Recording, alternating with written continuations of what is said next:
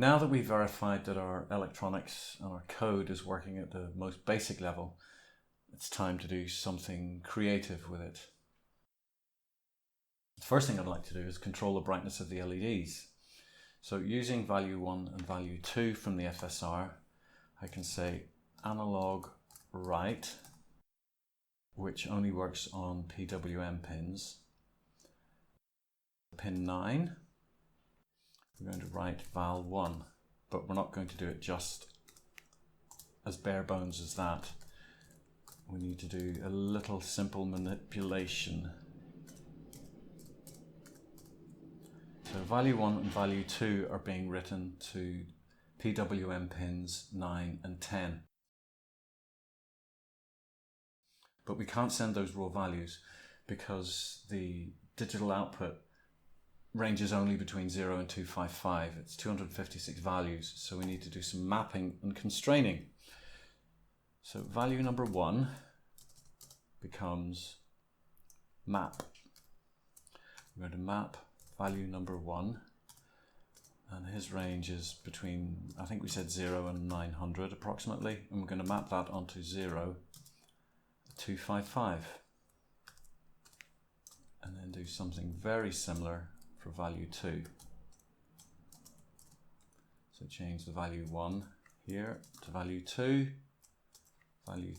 and its range was approximately 20 to 700. Analog write.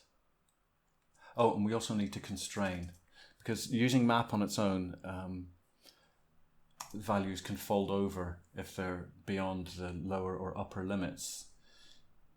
So we repeat this process. Value 1 equals constrain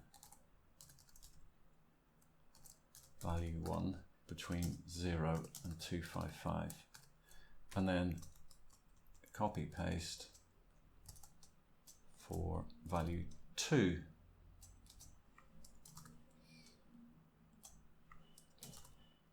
And using the serial monitor, we can tweak these, the input range of map to suit our needs. Yeah, value 2. Oh, I haven't uploaded it. Silly boy. I expect the Arduino to be telepathic. I'll try again. Okay, we're constrained between 0255, 0255, and you should see on the video recording that we've got brightness controlled by the force of the FSR. That one there, second one. This one's a bit better. Value 2, however, isn't maxing out, so I'll pull this down to 600 perhaps, upload it, and see if that makes a difference. Yes, it does. So I don't have to exert superhuman pressure in order to get 255. So we are controlling the LED brightness. What I want to do now is get that data into pure data, get this control information into pure data. We'll need to make some subtle changes down here to serial print, how we're outputting those values. But let's launch pure data. And hopefully my recording software can cope with something over 5 minutes. So I'm going to make a new patch. I'm going to zoom in, make the window a little larger. And the pure data object we need, we can put via the put menu, drop down menu. And these first 5 objects are what we would call blank templates. And then below that we have bang, toggle, number, slider. These are specific GUI widgets that do specific things. We can make them using the object, but this is just a convenience for some common objects. If I select object, I get a blank box. What does that mean? Well, it means that I need to tell Pure Data what I want that object to do. And there's a huge array of several hundred objects we can use. For example, a sine wave oscillator at 440, or I can have, I think it's called switch. No, it's called Moses. It's like split object. And the object I need to read the serial port is called comport. And there are shortcuts for the common objects, common blank templates, control or command plus 1, 2, 3, 4, or 5. Command or control 1 creates a blank object. I need to send a couple of messages to that object. So control command 2, and the message devices, if I connect it to comport and then hook up the output of the comport object to a print object, will tell me what objects, or what USB devices Pure Data can see. I click the devices message. There, number 32, dev TTY USB 0. And verify that that's the port in Arduino. Well, of course it is. It's the only USB peripheral I have connected, but there may be others on your system. So the port number is 32, and another important thing is to make sure that the baud rates are the same. Baud rate, Arduino's baud rate is set to 38400, as we know. So control command 2 to create a message, type the word baud followed by 38400, connect that to comport.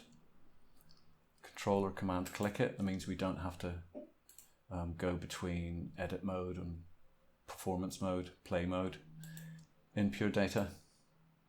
Handy shortcut is hold control or command and then click a message, and that'll send a message. There we go. Baud rate is already 38400. I must have clicked it.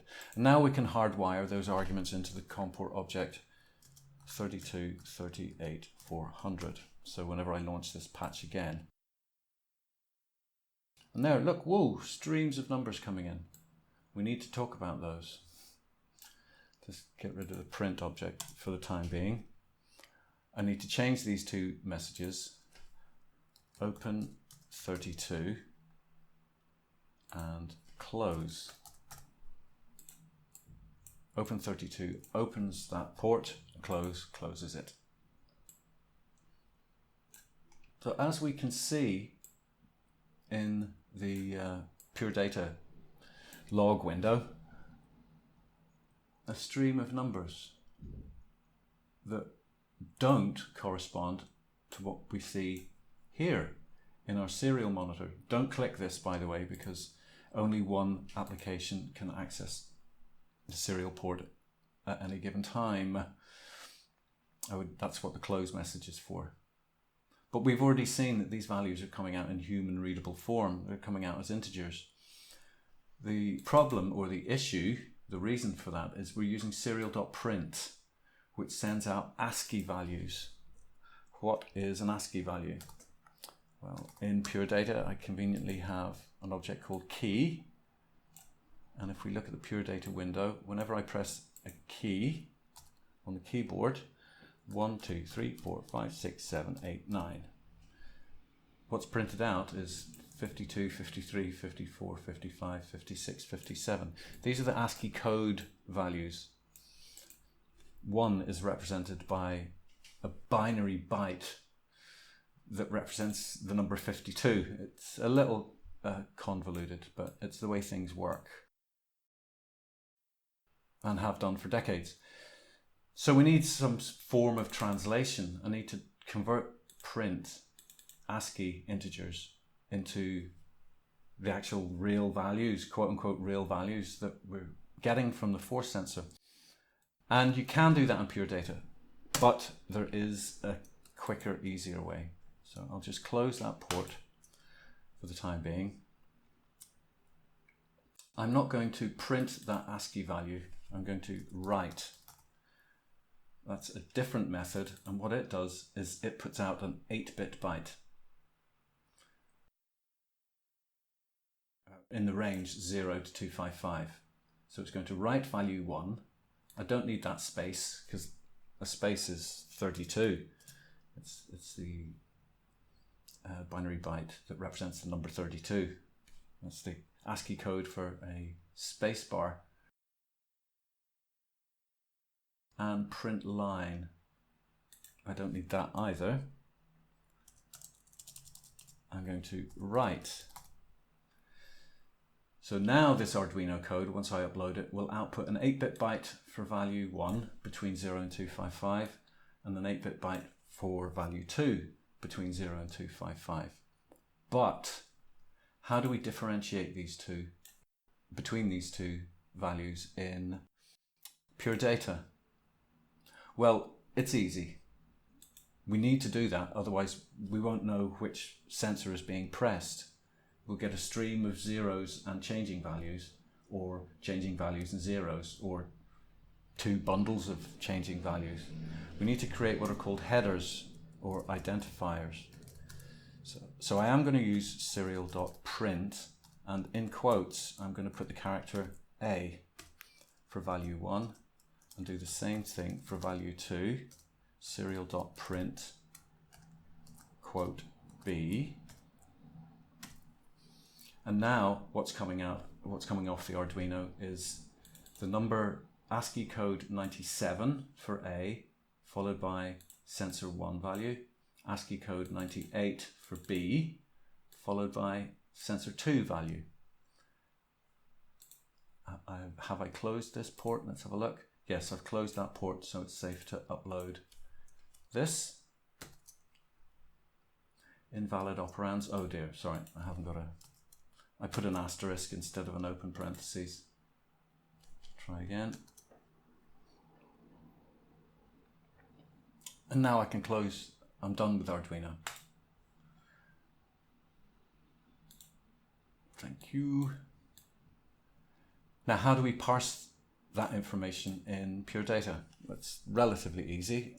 Command or Control +1 to make a select object, and I'm going to select 97 and 98. These are my two headers for the letter A and the letter B. Pass that data, everything that's coming off the comport, into select 97, 98. And again, make a new object, an integer object, and I'm going to make two of those for my two discrete values. And what select does is it sends out a bang whenever it sees the integer 97 out the left. Out the middle, it'll send a bang whenever it gets 98, and everything else goes out the rightmost inlet. So we're going to store that data in the int objects, and they will not output their information until they get a bang.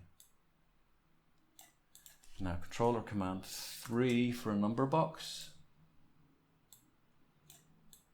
Oh, sorry, I shrunk you. Repeat that, oops. Number, command control 3. Repeat that for the second sensor. I keep doing that. Drag, thank you. Open 32. I'm getting 0255 on one side, 0255 on the other side, and both at the same time. I can hold one at 255, change the other, and reverse that.